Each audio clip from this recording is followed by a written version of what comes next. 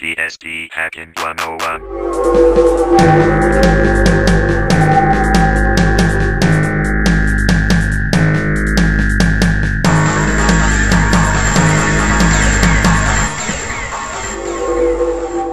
Hi, this is Pox. Welcome to PSP Hacking 101. I'm sorry Raggable's not here with me, but I'm out of town right now. But there's some amazing news that just came out. There is a 2.5/2.6 firmware downgrader.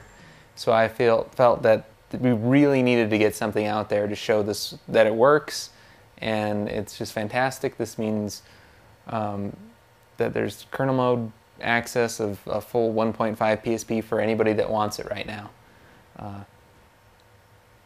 So let's get started with this. There's a few things you need to know before you get started. You want to make sure that your PSP is capable of this downgrade. Basically, you need to have a PSP that wasn't originally a 2.6, that it had been upgraded to either 2.5 or 2.6. One thing that you need to check is to make sure it's not a TA082. And to do that, you just go ahead and open up the UMD drive. You check on the PVC, make sure that there's no writing on there. So if it's blank inside of there, you don't see any writing on the little green board back there, then that means you're good to go. But if you do see writing and it says IC1003, that means don't do this. Unfortunately, that also means no mod chip for you. The first generation of the mod chip also will not work with your PSP. Also, this is still in beta stages, so that means it could potentially brick your PSP. And if you don't follow these steps exactly, I mean, even though you watch this video, you also want to go through the README, you want to check on our forums, every other forum out there on the PSP and PSP updates and everywhere, you know, before you risk bricking your PSP. Now with that in mind, let's go ahead and get started with this. You'll need two PSPs. You're going to need a 1.5 PSP because the files necessary to downgrade to a 1.5 are on the 1.5. Okay, you're going to need a few files. There's a 1.5 helper, and it's just a normal executable e-boot that you load on your 1.5. You copy that over into your PSP games folder, these two files. And you're also going to need the Sony 1.5 upgrader e-boot. So you need to make a directory in your PSP games directory called update, all capital letters, update. Then you're going to throw that Sony PSP 1.5 upgrader e-boot into there. Once you've got all that on your memory stick for your 1.5 PSP, you're going to go ahead and launch that 1.5 helper application. That's going to run for a while, a long time, and it'll show some feedback on the display showing that it's copying all the necessary files that you need from that 1.5 PSP and that Sony 1.5 updater file. It's going to rip all the files out of there and put them into a folder called downdater on the root of your memory stick. Then you're done with the 1.5 PSP. You can give it back to your friend or wherever you got it from.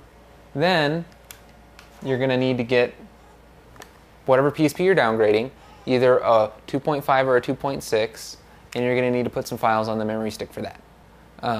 All the files that we just ripped off the 1.5, so copy over that folder to the root of the memory stick on the PSP you're downgrading. Then you're also going to need to actually put the downdater test, we're using the beta right now, which is 05, on the PSP game directory. So just copy that whole folder in there. There should be one e-boot in there. And then put in your copy of GTA, and you're also going to have to run the eLoader. So if you've been using eLoader to run Homebrew, if not, you'll have to refer back to some of the older episodes. So after all that, then you got to run the eLoader. So go ahead and start up GTA. Then you get into eLoader, and you're brave.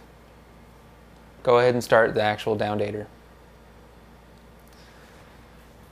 Then it's going to start flashing on the memory stick, showing all the process that it's reading from the memory stick, and it's actually reflashing the firmware on your PSP. Go ahead and wait for it. Once it gets done flashing, it may just sit there, and you want to leave it there for a whole nother minute afterwards.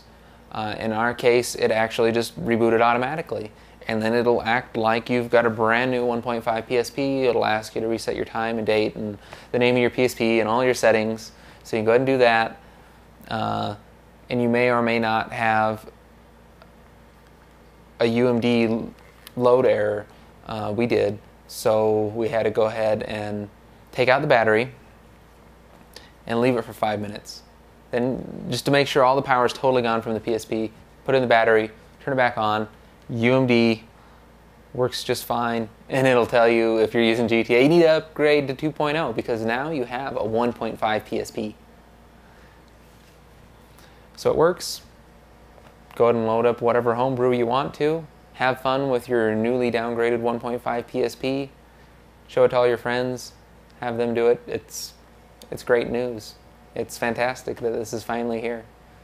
And we'll be back with a video on how to install the mod chip next week if everything goes according to plan. I'm Pox. Have fun. Don't break your PSP. If you did, or you do, don't blame us. We told you it could happen, but have fun with your new 1.5 PSP.